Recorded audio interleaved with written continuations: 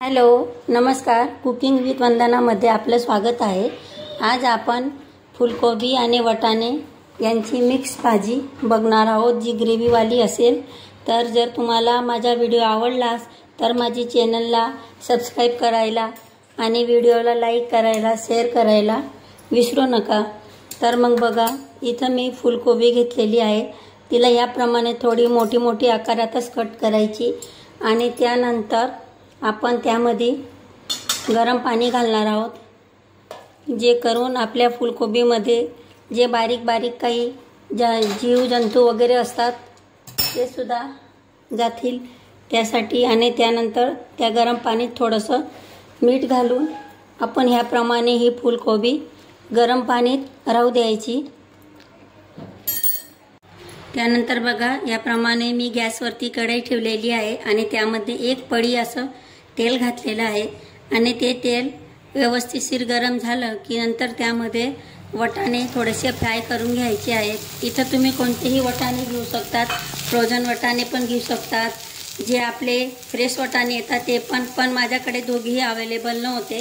त्यासाठी मी जे कडधान्यात वाटाणे येतात ते घेतलेले आहेत। त्यांना मी रात्री पाण्यात भिजू घातलेले होते आणि सकाळी मी 4 ते 5 शिट्ट्या कुकरमध्ये घेतलेल्या आहेत, जे करून ते व्यवस्थित सॉफ्ट असे झालेले आहेत। आता आपण त्यांना फ्राय करून घ्यायचे याप्रमाणे। बघा, आपले वाटाणे व्यवस्थित फ्राय झालेले आहेत। आता आपण यांना एक भांड्यात काढून घेऊ। हे बघा, नंतर त्याच कढईमध्ये आपण फुलकोबी सुद्धा फ्राय करून घ्यायची।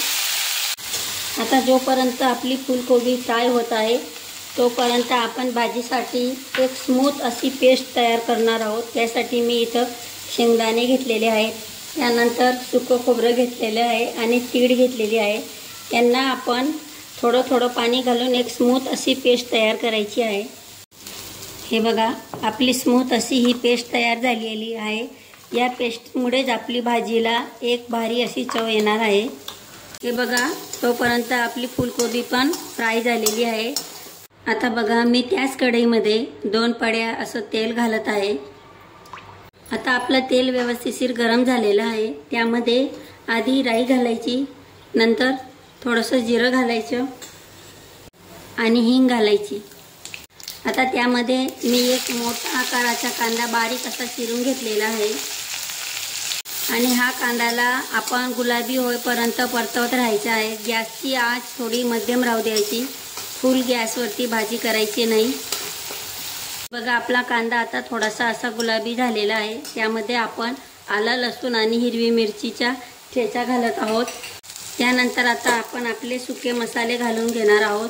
तर मी अर्धी चमची असं हळद घातलेली आहे आणि 1 चम्मच अशी लाल मिर्च पावडर, किचन किंग मसाला आणि 1 चम्मच असं धना पावडर घालायचं।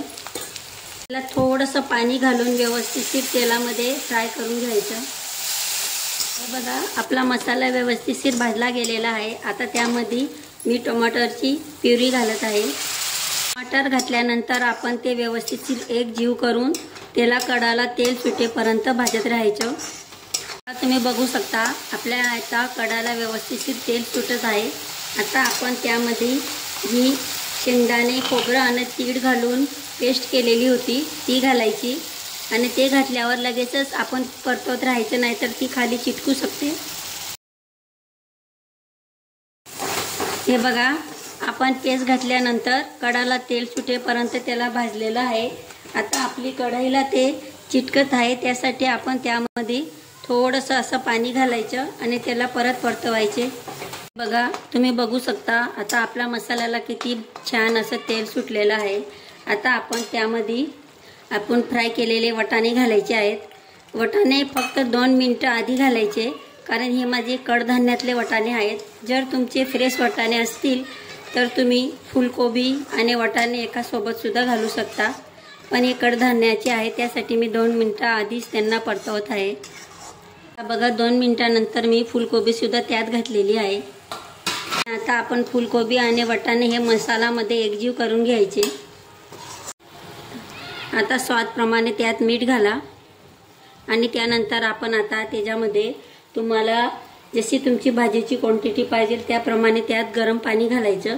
पण जास्तीचं पाणी घालायचं नाही, नाहीतर आपली भाजी ही चवीला पांचट होते। त्यासाठी त्यामध्ये गरमच पाणी घालायचं आणि ते थोडं बेताचं घातलं की आपली भाजी छान लागते। तर बघा मी इथं हाफ ग्लास इतकंच गरम पाणी घातलेलं आहे आणि आता आपण त्यामध्ये थोडीशी कोथिंबीर घालणार आहोत आणि आपण आपले वाटाणे आणि फुलकोबी ही मसाल्यामध्ये एकदम भारी अशी परतवलेली आहे। तर ती मसाल्यात परतवत असतानाच भरपूर शिजलेली आहे। तर आता आपल्याला जास्ती वेळ तिला गॅसवर राहू द्यायची नाही, फक्त मध्यम आचेवर तिला 5 मिनिटं अशी राहू द्यायची, जे करून आपली भाजी खाण्यासाठी एकदम तयार होईल। हे बघा आपली भाजी आता पूर्णपणे कंप्लीट झालेली आहे। तर जर तुम्हाला माझी ही रेसिपी आवडलीस तर माझी चॅनलला सबस्क्राईब करायला, व्हिडिओला लाईक करायला, शेअर करायला विसरू नका। आणि दुसरं असं की मी ज्या वेळेस तुम्हाला रेसिपी सांगत असते त्यावेळेस मी बोलताना थोडी थोडी अडकते, कारण आमची घरात बोलली जाणारी भाषा ही अहिराणी आहे। तर मी मराठी आम्ही जास्ती बोलत नाही घरात, त्यासाठी मी व्हिडिओ करताना अडकते। तर तुम्ही थोडं समजून घ्यायचा प्रयत्न करा, कारण मी जर अहिराणी भाषेत व्हिडिओ तयार केले असते तर आपल्या महाराष्ट्रात, पूर्ण महाराष्ट्रात अहिराणी भाषा ही सर्वांना समजत नाही, त्यासाठी मी मराठीमध्ये व्हिडिओ करते। तर तुम्ही थोडंसं समजायचा प्रयत्न करा आणि माझी चॅनलला सबस्क्राईब नक्की करा। धन्यवाद, भेटूया पुढच्या व्हिडिओत।